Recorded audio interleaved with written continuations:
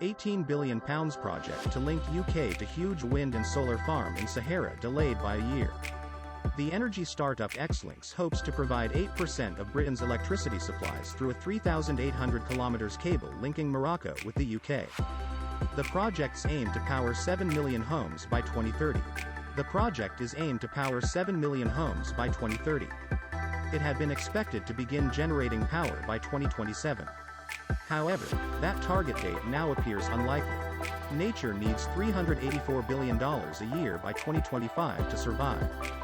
Global progress towards energy efficiency has accelerated this year as a result of high energy prices and disruptions to fuel supply. Despite advancements, it is not enough to meet climate change targets. The EU has lost around $153 billion in a decade due to climate-related events. Temperatures in Europe have risen faster than in any other continent over the past 30 years. Solar power will beat out coal globally in 3 years. The IEA predicts in a report that, over the next 5 years, the world will increase its renewable power capacity by 75%. By 2027, the biggest source of the world's electricity will be solar power, followed by coal, natural gas and wind.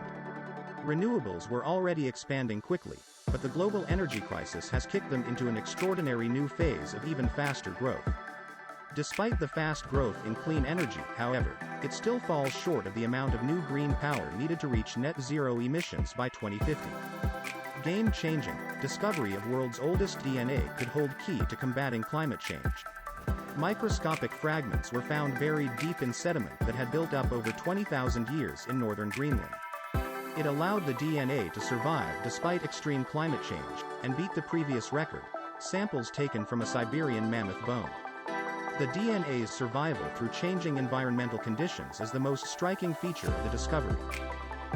US pledges to ramp up supplies of natural gas to Britain as Biden and Sunak seek to cut off Russia.